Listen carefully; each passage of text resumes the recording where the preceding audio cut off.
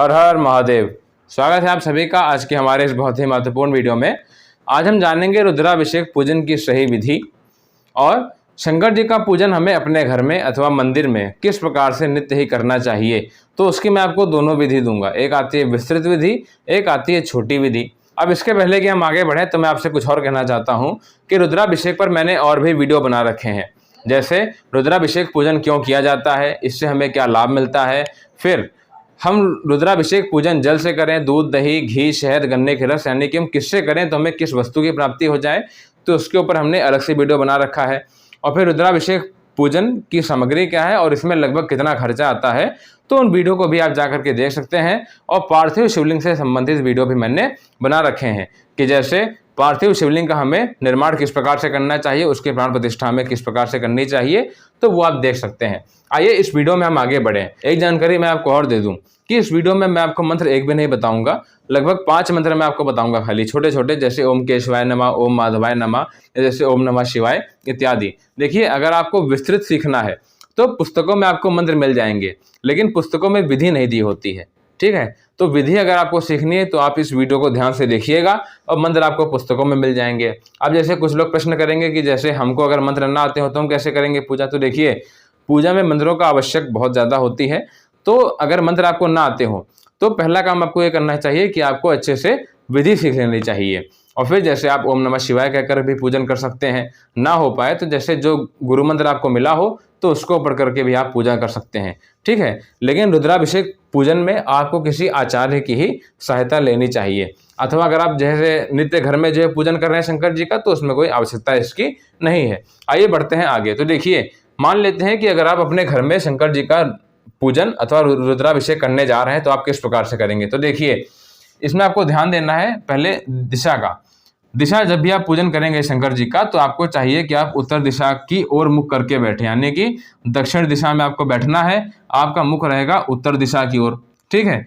तो देखिए, आपको इस जगह बैठना है। अगर आप रुद्राभिषेक पूजन कर रहे हैं तो उसमें आचार्य आएंगे, ब्राह्मण आएंगे, तो वे बैठेंगे इस जगह पर, तब आपको इस जगह पर बैठ जाना है पूर्व दिशा की ओर मुख करके। इस प्रकार से आप ध्यान दीजिएगा।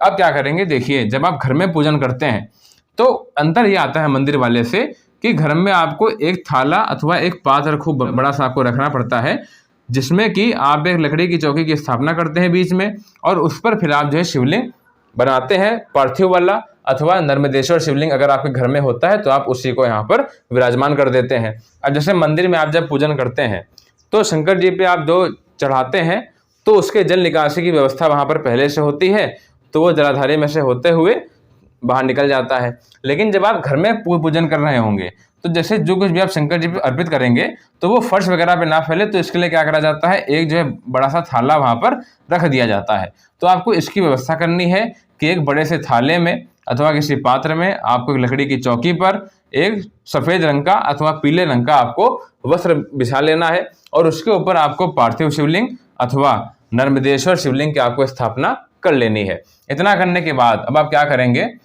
आपको जो है एक लकड़ी की चौकी पर अलग से कपड़ा मतलब बिछाने के बाद में आपको यहाँ पर दीपक की स्थापना करनी है, यहाँ पर अथवा यहाँ पर। तो अगर आप घी का दीपक प्रयोग कर रहे हैं तो आपको यहाँ पर दाहिने ओर रखना है, और अगर आप जो है तेल का दीपक इस्तेमाल करेंगे तो आपको इस जगह रखना होगा। इस बात को आप ध्यान से देख लीजिएगा, ठीक। अब इसके बाद गौरी गणेश जी का भी पूजन आपको करना चाहिए, अगर आप नित्य पूजन कर रहे हैं अथवा अगर आप रुद्राभिषेक पूजन कर रहे हैं। देखिए, गौरी गणेश जी की पूजा आपको हमेशा हर पूजा के पहले करनी चाहिए, ठीक। अब आप देखिए यहाँ पर, अब यहाँ पर आपको नवग्रह की और कलश की भी आपको स्थापना करनी पड़ेगी अगर रुद्राभिषेक पूजन हो रहा है, अथवा अगर आप घर में नित्य ही शंकर जी का पूजन कर रहे हैं तो उसमें आपको इन दोनों की स्थापना करने की विशेष आवश्यकता नहीं है। लेकिन गौरी गणेश जी का आपको अवश्य ही पूजन करना चाहिए हर पूजन करने से पहले। बढ़ते हैं आगे। देखिए, सबसे पहले मैं आपको बताऊं, आपको इस प्रकार से यहाँ से आपको बढ़ना चाहिए पूजन में आगे की ओर। तो देखिए, पहला काम क्या आता है, आपने स्नान करा, स्नान करने के बाद पहला काम कि आप अपना जनेऊ बदल लीजिए। उतना करने के बाद फिर आप क्या करेंगे, शुद्ध आसन पर आपको बैठ जाना है। अच्छा, इसके पहले आप जो है जा करके, यानी कि जनेऊ बदलने के बाद आप जो है सूर्य को पहले अर्घ्य दे आइए। अर्घ्य देने के बाद अब आप क्या करेंगे, एक शुद्ध आसन पर आपको बैठ जाना है, सपत्नीक सपरिवार। इसके बाद आपका आपकी पत्नी के साथ में होगा ग्रंथि बंधन। तो आप क्या करेंगे, आपके बाएं कंधे पर एक अंगूछा होगा, उसका दूसरा सिरा जाएगा आपकी श्रीमती जी के, जो कि एक चुनरी ओढ़ करके बैठी होंगी, तो उन दोनों का जो है गांठ बांधी जाएगी। तो आप क्या करेंगे, उसमें थोड़े अक्षत, फूल, दक्षिणा और इतना रखवाने के बाद आपको एक ब्राह्मण, छोटी कन्या 9 साल से छोटी हो अथवा एक मान्य के द्वारा आपको अपनी गांठ बंधवा लेनी चाहिए। अब इतना करने के बाद हम बढ़ते हैं आगे पूजन की ओर। अब आप ध्यान दीजिएगा, पूजन में सबसे पहला काम जो आता है वो आता है आचमन। ठीक है, तो आप आचमन कैसे करेंगे, तो देखिए इसके लिए एक पीतल का अथवा तांबे की एक छोटा सा आता है पंचपात्र जिसे कहते हैं, छोटा सा गिलास होता है, तो उसमें एक तांबे या पीतल की चमची पड़ी होती है, उसे कहते हैं आचमनी।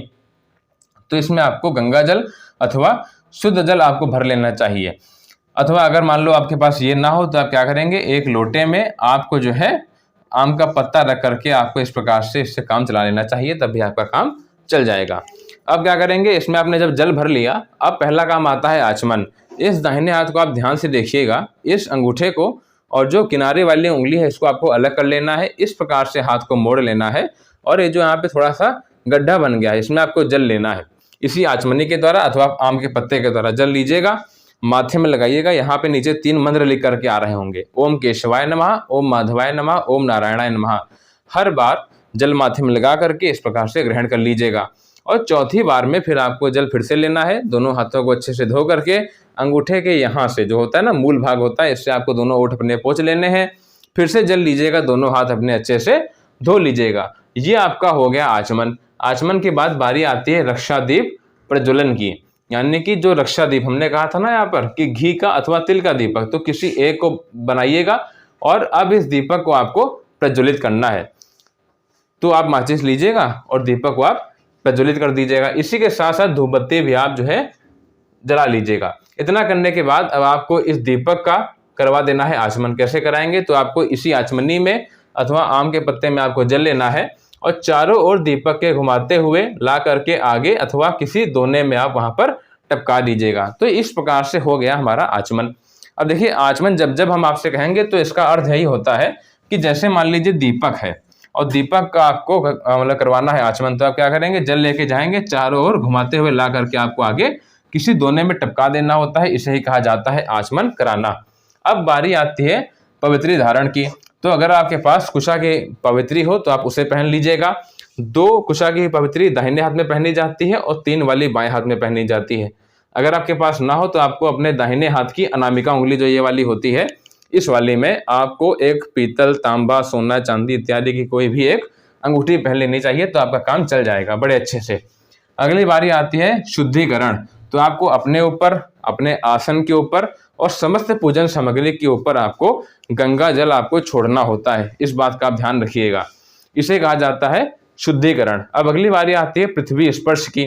तो आप क्या करेंगे, अपने दोनों हाथों से आपको पृथ्वी माता का स्पर्श करना चाहिए, उनका ध्यान करना चाहिए। देखिए मैं आपको बता दूं कि देखिए इन सब के मंत्र जो है पुस्तकों में दिए रहते हैं, वो सब आपको आसानी से मिल जाएंगे, लेकिन पूजन करने की सही विधि क्या है तो वो मैं आपको इस वीडियो में बता रहा हूँ।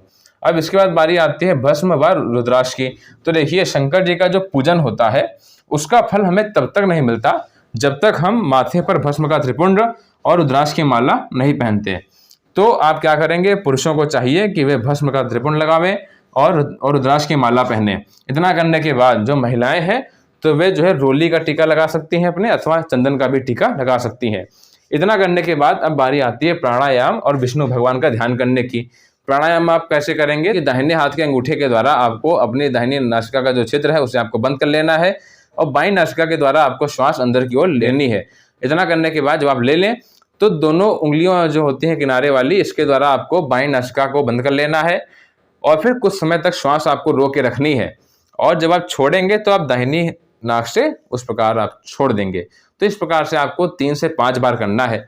एक बात ध्यान रखिएगा, इतना करते समय आपको जब आप अंदर की ओर लें तो आपको सबसे पहले अपनी नाभि में ब्रह्मा जी का ध्यान करना होता है। फिर जब आप श्वास को रोक के रखेंगे तो आपको अपने हृदय में विष्णु भगवान का ध्यान करना होता है और फिर जब आप छोड़ रहे होंगे तो आपको अपने मस्तक में शंकर भगवान का ध्यान करना है।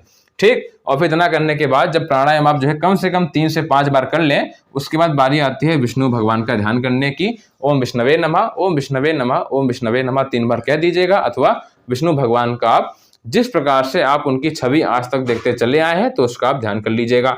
अब मित्रों अगली बात बारी आती है गोदान करने की। तो देखिए जब रुद्राभिषेक होता है तो उसकी अधिकार प्राप्ति के लिए प्रायश्चित रूप में गोदान किया जाता है। तो रुद्राभिषेक करते समय आपको इसको करना है, लेकिन ध्यान दीजिए अगर आप नित्य ही शंकर जी का पूजन करते हैं तो इसमें आपको गोदान करने की आवश्यकता नहीं है। इतना करने के बाद अब बारी आती है स्वस्ति वाचन करने की। तो अगर आचार्य आए हैं तो वे स्वयं इसका पाठ करेंगे। स्वस्ति वाचन होता है, अक्षर छोड़े जाते हैं गौरी गणेश जी के ऊपर और फिर जो है गौरी गणेश जी का ध्यान करना जाता है। तो अगर आप स्वयं घर में पूजन कर रहे हैं तो आप क्या करेंगे, विष्णु भगवान का ध्यान करने के पश्चात आपको अपने दाहिने हाथ में 2 फूल ले लेने हैं और गौरी गणेश जी का आपको ध्यान करना है और माथे में लगा करके आपको गौरी गणेश जी के पास में यहाँ पर अर्पित कर देना है। अब देखिए इसके बाद मित्रों बारी आती है संकल्प की। देखिए अगर आपको कुछ नहीं समझ में आ रहा है तो इस वीडियो को आप पहले एक बार पूरी देख लीजिए और फिर एक नंबर आपको स्टार्टिंग में आया होगा तो उस पर आप हमसे पूछ लीजिएगा कॉल करके जो आपको ना समझ में आए। ठीक, अब देखिए बारी आती है संकल्प करने की। अब देखिए संकल्प क्या होता है। जो संकल्प का अर्थ ये होता है कि हम किस वार में, मास में, तिथि में, योग, करण, नक्षत्र इत्यादि में, यानी कि किस समय हम कहाँ बैठ करके किस देवी देवता का किस लक्ष्य यानी कि कामना से हम पूजन कर रहे हैं, तो उसे कुल मिला के कहा जाता है संकल्प।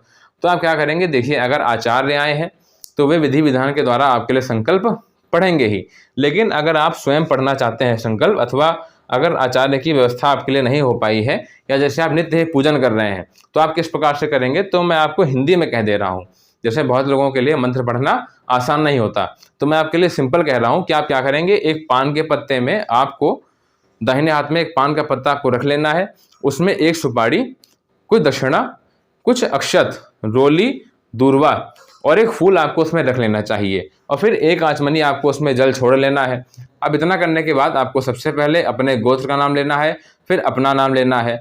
जो आपकी पत्नी आपके पूजन में साथ में बैठी हो तो उनका आप नाम लीजिए, अपने पूरे परिवार का ध्यान कर लीजिए, उनका नाम ले लीजिए। इतना करने के बाद आपको सबसे पहले, जैसे मान लीजिए आप शंकर भगवान का पूजन कर रहे हैं तो आपको उनसे कहना है कि हे शंकर भगवान, आज हम आपका सपरिवार पूजन करने जा रहे हैं, लेकिन इसके पहले हम गौरी गणेश नवग्रह कलश इत्यादि जो देवता हो उनका हम पूजन करेंगे।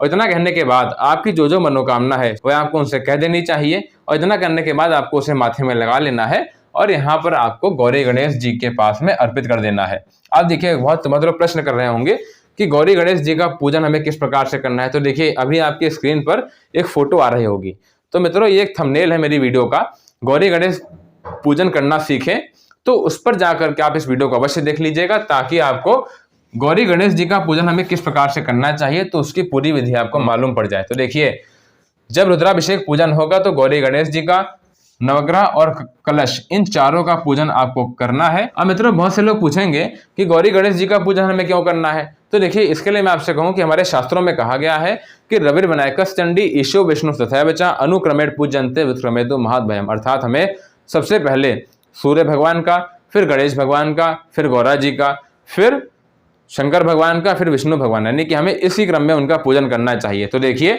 अगर आप ध्यान से देखें तो सूर्य भगवान को आप जाकर के पहले ही जल दे के आ गए हैं।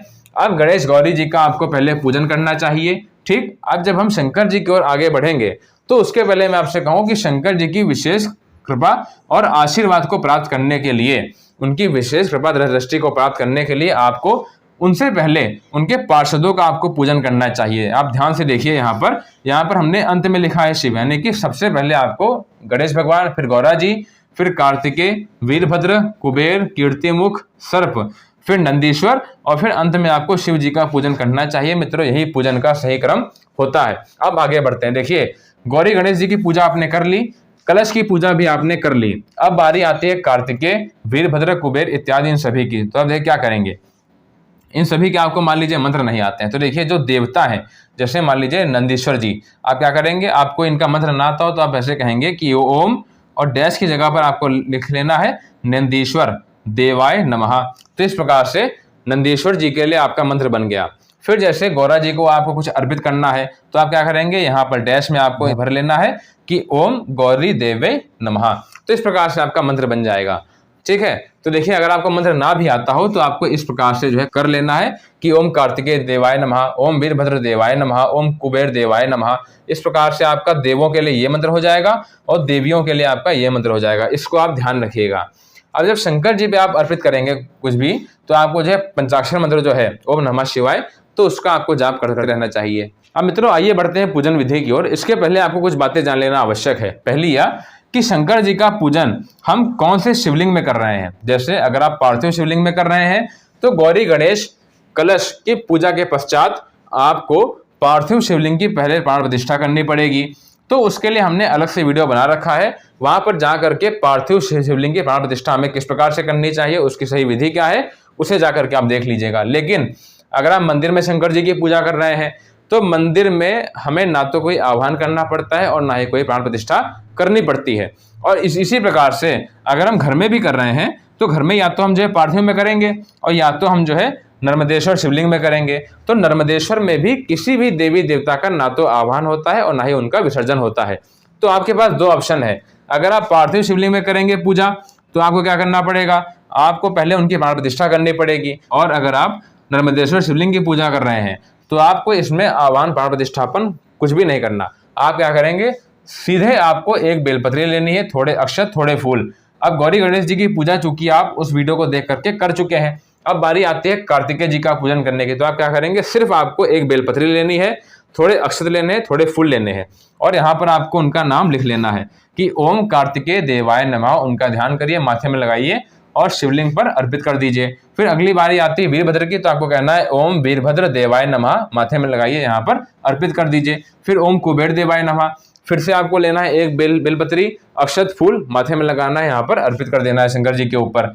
ये मैं बात कर रहा हूँ नर्मदेश्वर शिवलिंग की, क्योंकि इसमें किसी भी देवी देवता का ना तो आह्वान होता है और ना ही उसमें प्राण प्रतिष्ठा होती है और ना ही उसमें होता है विसर्जन। लेकिन पार्थिव शिवलिंग में मित्रों आपको पहले करना पड़ेगा प्राण प्रतिष्ठा।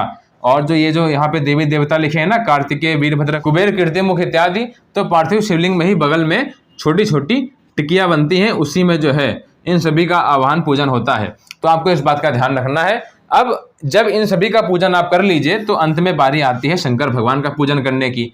ठीक है, तो देखिए कार्तिकेय जी से लेकर के नंदीश्वर जी तक आपको मात्र क्या करना है, एक बेलपत्री, अक्षत और फूल के द्वारा आपको माथे में लगाना है और शिवलिंग पर ही आपको अर्पित कर देना है।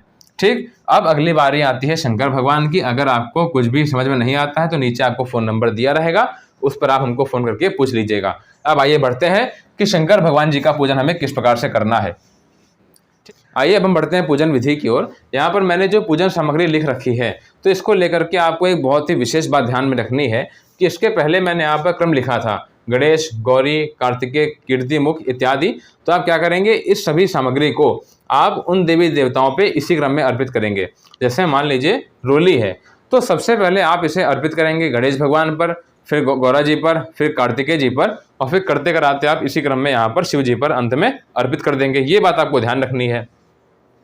अब जैसे मान लीजिए आप शिवलिंग का अभिषेक कर रहे हैं मंदिर में, तो वहाँ पर गौरी, गणेश, नंदी, कार्तिकेय इत्यादि इन सभी की मूर्ति वहाँ पर अलग से मौजूद होती है। तो आप क्या करेंगे, उन पे आप अर्पित कर देंगे। लेकिन कोई पूछे हमसे कि कुबेर और कीर्तिमुख की मूर्ति कहाँ मिलेगी हमें, तो देखिए उसके लिए आपको जो है शिवलिंग पर ही उसे अर्पित कर देना होता है। तो उनकी मूर्ति आपको समझ लीजिए कि वह उसी में समाहित है। ठीक, इस बात को आपको ध्यान देना है। या जैसे मान लीजिए आप घर पर रुद्राभिषेक कर रहे हैं और आपने मिट्टी का शिवलिंग बनाया, तो गौरी गणेश जी का पूजन करने के पश्चात कार्तिकेय, नंदीश्वर, सर्प इत्यादि इन सभी का पूजन आप उसी मिट्टी के शिवलिंग में कर सकते हैं जब प्राण प्रतिष्ठा उसकी हो जाएगी तब।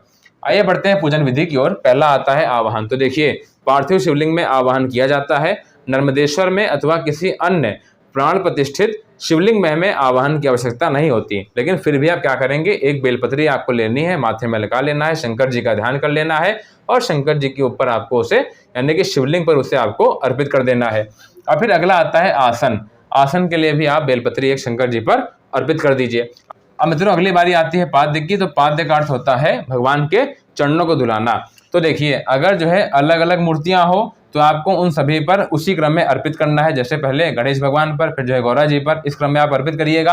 अगर ना हो, खाली शिवलिंग आपके पास हो, तो आप क्या करेंगे, इन सभी का आपको ध्यान कर लेना है और फिर आपको शिवलिंग पर ही पाद्य यानी कि शुद्ध जल आपको अर्पित कर देना है। ठीक, अब देखिए इसके बाद बारी आती है आचमन की। तो आप क्या करेंगे, एक लोटा आपको अलग से रखना चाहिए, उसमें भी आपको शुद्ध जल ले लेना चाहिए। जब जब बात हम कहेंगे आचमन की तो उस लोटे से आपको करवाना है आचमन, यानी कि शिवलिंग पर आपको जल अर्पित करना है। फिर मित्रों बारी आती है अर्घ की। अर्घ में क्या करेंगे आप, एक कटोरी में आपको जो है थोड़ा पहले जल ले लेना है, थोड़े इसमें अक्षत छोड़ लीजिए, फूल छोड़ लीजिए, रोली छोड़ लीजिए, और इतना करने के बाद आप उसे अच्छे से मिक्स कर लीजिए और शिवलिंग पर अथवा अलग अलग मूर्तियां हो तो उन सभी मूर्तियों पर आपको अर्पित करना है उसी क्रम में। और इसे कहा जाता है अर्घ्य, यानी कि भगवान के हाथों को धुलवाने के लिए हम उन्हें अर्घ्य अर्पित करते हैं। और फिर आप उनका करवा दीजिएगा आचमन, यानी कि इस लोटे के द्वारा आपको शुद्ध जल जो है शंकर जी पर अर्पित करना है। अब इसके बाद बारी आती है मधुपर्क की। मधुपर्क माने होता है जैसे चीनी, दही, शहद इत्यादि को मिक्स कर लेना और फिर शंकर जी पर आप उसे अर्पित कर दीजिएगा और फिर आप उनका करवा दीजिएगा आचमन, यानी कि इस लोटे के द्वारा आपको शुद्ध जल जो है शंकर जी पर अर्पित करना है। अगली बारी आती है निर्मलोदक स्नान की। तो आपको शंकर जी पर गुलाब जल अथवा केवड़ा जल चढ़ाना है और फिर उनका आपको करवा देना है आचमन शुद्ध जल के द्वारा। फिर अगली बारी आती है गाय के दूध की। अर्पित करिए और फिर उनका आप आचमन करवा दीजिए। फिर गाय का दही आचमन, फिर गाय का घी आचमन, फिर शहद अर्पित करिए, आचमन करवा दीजिए, फिर चीनी अर्पित करिए, आचमन करवा दीजिए। और फिर अगला आता है पंचामृत, यानी कि गाय का दूध, दही, घी और शहद और चीनी, इन पांचों को मिला लीजिए, इसे कहते हैं पंचामृत। इसके द्वारा शंकर जी का स्नान करवाइए और फिर उनका आप करवा दीजिए आचमन। अगर अलग अलग मूर्तियां हो तो अलग अलग उसी क्रम में स्नान कराइएगा और फिर अंत में शंकर जी पर आप उसे अर्पित करिएगा। अब इतना करने के बाद आप करा दीजिएगा उनका आचमन, उसी लोटे से उन पर जल चढ़ा दीजिए ताकि जैसे जो पंचामृत यानी दूध, दही, घी इत्यादि है वे सब अच्छे से साफ हो जाए। अब इसके बाद बारी आती है शुद्ध जल की। तो शंकर जी पर आपको गंगा जल अर्पित करना चाहिए इसके बाद, और फिर आपको उनका करा देना चाहिए आचमन। अब बढ़ते हैं आगे। देखिए बारी आती है महाभिषेक स्नान की। तो श्रृंगी अगर आपके पास हो तो उस श्रृंगी में आपको क्या करना है, दूध, दही, घी, शहद या जैसे आप अगर चाहें तो गन्ने के रस से आप जो है शंकर जी का महाभिषेक कर सकते हैं। तो इसमें क्या करा जाता है कि रुद्राष्टाध्यायी के 5वें अध्याय के 16 मंत्र पढ़े जाते हैं। ना हो पाए तो आप क्या करेंगे, इसमें आपको जल भर लेना है अपने इच्छानुसार और फिर आपको शंकर जी के जैसे आप चाहे 108 नाम ले लीजिए अथवा ओम नमः शिवाय का आप जो है 108 बार आप जाप करते रहिए और आप क्या करेंगे, गंगी से जल निकलता रहेगा और शंकर जी का महाभिषेक होता रहेगा। अब इसके बाद क्या करेंगे, जब ये हो जाए तो उनका आप करवा दीजिएगा आचमन। अब अगली बारी आती है गंधोदक स्नान की। तो आप क्या करेंगे, एक कटोरी में जल के द्वारा चंदन घोर लीजिए, लाल, पीले या सफेद रंग का, और फिर उसके द्वारा आप शंकर जी का स्नान कराइए और फिर उनका आप करवा दीजिए आचमन। अब मित्रों अगली बारी आती है वस्त्र की। तो देखिए धोती या जैसे तूल का कपड़ा या कुछ ना मिले तो सूती का लावा जो होता है तो क्या करेंगे, उसको आप जो 3 फेरा हाथ में घुमा करके तोड़ लीजिएगा और फिर आप उसे शंकर जी पर अर्पित कर दीजिएगा और फिर उनका करवा दीजिएगा आचमन। फिर अगली बारी आती है उपवस्त्र की। फिर से आप जो है कलावा लीजिए, 3 फेरा आप उसे हाथ में घुमा लीजिए, तोड़ लीजिए और फिर शंकर जी पर आप उसे अर्पित कर दीजिए और फिर उनका करवा दीजिए आचमन। अब अगली बारी आती है यज्ञोपवीत की। तो शंकर जी पर जनेऊ में थोड़ी हल्दी लगा करके उससे आप उन पर अर्पित करिए और फिर उनका करवा दीजिए आचमन। अब मित्रों अगली बारी आती है इत्र की। तो आप क्या करेंगे, इसके लिए ध्यान दीजिएगा, एक फूल में थोड़ा सा आप इत्र लगा लीजिए और शंकर जी पर आप उसे अर्पित कर दीजिए। अगली बारी आती है सुहाग का सम्मान की। तो देखिए जब रुद्राभिषेक होता है तो गौरा जी पर सुहाग का सम्मान भी चढ़ाया जाता है, जैसे साड़ी, सिंदूर, बिंदी, चूड़ी, आलता, महावर इत्यादि। और जैसे जो लोग सामर्थ्यवान होते हैं तो वो लोग सोने अथवा चांदी के आभूषण भी गौरा जी पर अर्पित करते हैं। तो आप क्या करेंगे, इस सभी सामान को जो जो आपसे बन पड़े उसको आपको ले लेना चाहिए और संकल्प पूर्वक आपको गौरा जी पर उसे अर्पित कर देना चाहिए। अगली बारी आती है रोली की। तो रोली आपको जो है सभी देवी देवताओं पर, अगर अलग अलग मूर्तियां हैं तो अर्पित करिए, ना हो तो शिवलिंग पर ही आप उसे अर्पित करिएगा। अब अगली बारी आती है चंदन की, फिर सिंदूर की। अब मित्रों अगला आता है भस्म। तो भस्म सिर्फ और सिर्फ शंकर जी पर ही आपको अर्पित करनी चाहिए, अन्य देवी देवताओं पर नहीं। अब अगला आता है अक्षत, थोड़े छोड़ दीजिए उनके ऊपर। अब मित्रों अगला हम यहाँ पे आए तो अगला आता है हमारा सत्य धान्य। सत्य धान्य आपको दुकान पे मिल जाएगा। 7 प्रकार के धान होते हैं, गेहूं, जौ, चना, कंगनी, उड़द इत्यादि। ये जो सत्य धान्य होते हैं इसको आप इकट्ठा कर लीजिएगा और शंकर जी पर आप उसे अर्पित कर दीजिएगा। अब अगली बारी आती है पुष्प की और माला की। तो जो मेरी पूजन सामग्री वाली वीडियो है तो उसमें मैंने आपको शंकर जी को कौन कौन से पुष्प प्रिय हैं तो उसका मैंने वर्णन वहां पे कर रखा है, तो उस वीडियो को आप जाकर के वहां पर देख सकते हैं। तो उन पुष्पों को आप इकट्ठा कर लीजिए और शंकर जी पर आप उसे अर्पित कर दीजिएगा। और मालाएं अगर आप लेकर के आए हो तो मालाएं भी आप शंकर जी पर अर्पित करिए। अब मित्रों अगली बारी आती है दूर्वा की, फिर शमी पत्र की, फिर तुलसी पत्र और फिर तुलसी मंजरी अर्पित करिए। अब अगला आता है बिल्वपत्र। तो मिनिमम आपको एक तो शंकर जी पर अवश्य ही अर्पित करना चाहिए, और हो पाए तो जैसे 1, 11, 51, 108 इत्यादि आपको ओम नमः शिवाय कहते हुए अथवा शंकर जी का नाम लेते हुए आपको उन पर अर्पित करना चाहिए। फिर मित्रों अगली बारी आती है आग का फूल है, फिर जैसे धतूरा है, कमल है, विजया यानी कि भांग। तो आप क्या करेंगे, एक गिलास में आपको दूध लेना है, गाय का कच्चा दूध ले लीजिएगा और फिर उसमें थोड़ी आप जो है पिसी हुई भांग मिला लीजिएगा और फिर शंकर जी को आप उससे स्नान करा दीजिएगा। इसे कहते हैं विजया अर्पित करना। अब मित्रों अगली बारी आती है धूप बत्ती की। आपको धूप बत्ती ले लेना है और इसका आपको पहले करवा लेना है आचमन। आचमन कैसे कराएंगे, तो देखिए मैंने आपसे स्टार्टिंग में कहा था कि पंच पात्र में आपके एक आचमनी पड़ी होती। क्या करेंगे आप, अथवा आम के पत्ते से आपको जल ले लेना है और इस धूप बत्ती के चारों ओर घुमा करके आपको एक जगह छोड़ देना है। अब इस धूप बत्ती को आप उठा लीजिए और सभी देवी देवताओं को आप दिखा दीजिए और दिखाने के पश्चात आपको इसे एक जगह पर रख देना है और फिर से आपको इसका आचमन करवा देना है। अब अगली बारी आती है दीपक की। तो एक कपूर का अथवा घी का बत्ती का दीपक आप तैयार कर लीजिए, उसके द्वारा शंकर जी को और सभी देवी देवताओं को आप जो है दीपक दिखाइए और फिर उस दीपक का आप करवा दीजिएगा आचमन और फिर अपने दोनों हाथों को आप अच्छे से धो लीजिएगा। अब मित्रों अगली बारी आती है नैवेद्य की। तो आप क्या करेंगे, एक प्लेट में आपको शंकर जी के लिए और सभी देवी देवताओं के लिए आपको नैवेद्य इकट्ठा कर लेना है। फिर उसमें आप चाहे फल रख लीजिए, तांबुल यानी कि एक पान के पत्ते में लौंग, सुपारी, इलायची इत्यादि आपको उसमें रख लेना चाहिए और रखने के पश्चात आपको जो है शंकर जी पर उसे अर्पित कर देना चाहिए भोग हेतु और फिर उनका आपको करवा देना चाहिए 5 बार आचमन। अब मित्रों अगली बारी आती है दक्षिणा की। तो शंकर जी पर आप दक्षिणा अर्पित करिए और जैसे अलग अलग मूर्तियां हो तो अलग अलग पर भी आपको अर्पित करना चाहिए। अब मित्रों अगला आता है पंचवक्त्र पूजा। तो आप क्या करेंगे, 5 बेलपत्री, 5 फूल और थोड़े अक्षत आपको अपने दाहिने हाथ में ले लेना है और शंकर जी के पंचमुखों का आपको ध्यान कर लेना है, माथे में लगा लेना है और शिवलिंग पर आपको उसे अर्पित कर देना है। अब जैसे आचार्य वर आपके यहाँ अगर आए होंगे तो वे हर मुख का अलग अलग ध्यान कराएंगे, उनकी अलग अलग पूजा करवाएंगे, लेकिन चूंकि आपसे नहीं हो सकता है तो मैं इसीलिए आपसे कह रहा हूं कि आप इकट्ठा 5 बेलपत्री ले लीजिए, 5 फूल ले लीजिए और शंकर जी पर आप उसे अर्पित कर दीजिए। अगला आता है ब्राह्मण वरण। तो अगर रुद्राभिषेक हेतु अथवा शंकर जी के पूजन हेतु आपने ब्राह्मणों को बुलवाया है तो आप क्या करेंगे, उनकी आप जो है कलवा बांधेंगे, उनके टीका लगाएंगे और आप उन्हें उचित दक्षिणा देंगे। इसे ही कहा जाता है ब्राह्मण वरण। अब इसके बाद अगर रुद्राभिषेक हो रहा है तो पहले होता है मित्रों न्यास, फिर होगा रुद्राभिषेक और इतना करने के बाद जब हो जाएगा तो फिर से आपको न्यास करना पड़ेगा। तो देखिए ये आचार्यों को अवश्य ही आता होगा। ठीक, फिर अगला मित्रों आता है पूजा। तो पूजा क्या करेंगे, पूजा आपको फिर से यहाँ से स्नान स्टार्ट करनी है पाद्य से लेकर आपको फिर से यहाँ पर आना है दक्षिणा तक और यहाँ पर आपको शंकर जी की पूजा फिर से करनी पड़ेगी अगर रुद्राभिषेक हो रहा है। इसे कहा जाता है उत्तर पूजन। अब मित्रों इसके बाद बारी आती है आरती की।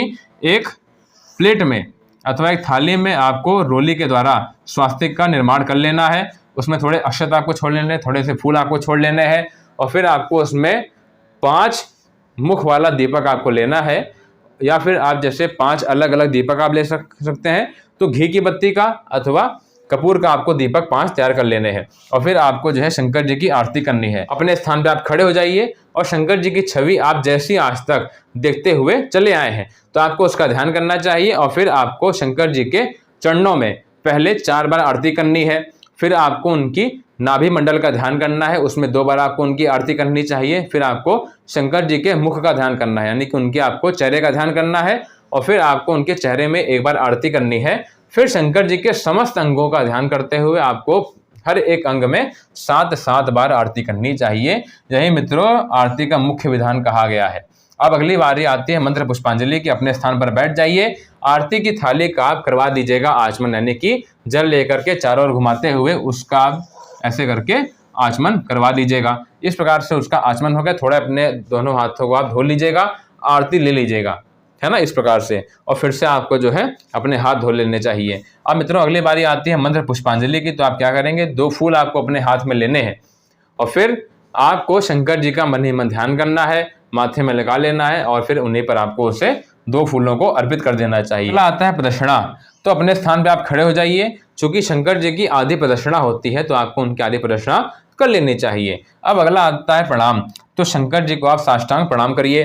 फिर अगला आता है क्षमा प्रार्थना। अपने हाथों में 1 बेलपत्री ले लीजिए, 1 पुष्प ले लीजिए और शंकर भगवान से आपको करनी चाहिए क्षमा प्रार्थना कि हे शंकर भगवान, हमने आपका पूजन करने का पूर्ण रूप से प्रयास करा, अगर हे ईश्वर अगर हमसे कोई भूल हो गई हो तो आप उसके लिए हमें क्षमा कर दीजिएगा। इतना कहने के पश्चात माथे में लगा लीजिए, उन पर अर्पित कर दीजिए। अब मित्रों अगली बात आती है दक्षिणा की और अभिषेक की। तो देखिए, अगर आचार्य आए हो तो उनके निमित्त आपको दक्षिणा उन्हें देनी चाहिए। फिर अगला आता है अभिषेक। अभिषेक का अर्थ होता है जब आचार्यों के द्वारा यजमान और उसकी पत्नी के ऊपर आशीर्वाद में जल छोड़ा जाता है तो उसे कहा जाता है अभिषेक। तो इस समय क्या होगा, इस समय पत्नी पति के वैसे तो दाहिने ओर बैठी थी पूजा के समय, लेकिन जब अभिषेक होगा तो उठ करके वो जो है अपने पति के बाईं ओर आ जाएंगी। तो इस बात को आपको ध्यान रखना है। तो फिर आचार्य यजमान के और उसकी पत्नी के ऊपर जल छोड़ेंगे, उसे आशीर्वाद देंगे। और फिर मित्रों अगली बारी आती है विसर्जन की। अगर पार्थिव शिवलिंग का आपने निर्माण किया हो तो उसका आपको विसर्जन यहाँ पर कर देना चाहिए। और मित्रों अगला आता है रक्षाबंधन, तिलक और आशीर्वाद। तो जो आचार्यगण हैं तो अपने यजमानों के, उनके परिवार के और जो लोग पूजा में बैठे थे, उपस्थित थे, उन सभी के वे कलावा बंधेंगे, उनके टीका लगाएंगे और उनको आशीर्वाद देंगे। तो मित्रों देखिए, इस प्रकार से आपका रुद्राभिषेक का पूरा पूजन विधि होती है। और मुझे आशा है कि आपको यह अवश्य अच्छी लगी होगी। अगर आपको अच्छी लगी हो तो वीडियो को आप अवश्य लाइक कर दीजिएगा। चैनल पर अगर आप पहली बार आए हो तो आप इसे अवश्य ही सब्सक्राइब कर लीजिएगा और हमारी अन्य वीडियो को देखना आप ना भूलिए। मिलते हैं किसी और वीडियो में किसी अन्य विषय पर, तब तक के लिए हर हर महादेव।